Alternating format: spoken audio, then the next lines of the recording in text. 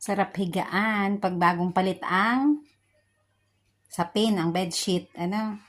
Ayan, iba-iba ang kulay ng bedsheet namin. Kasi, mga bigay lang yan ng mga naging amo ko, nung inday pa ko.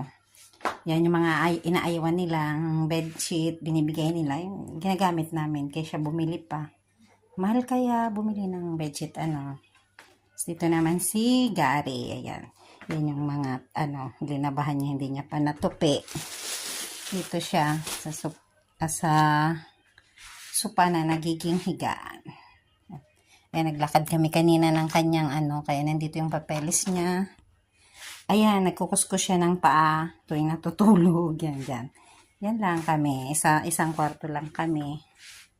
Yan.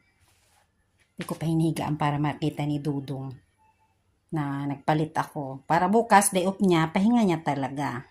Magkapag-relax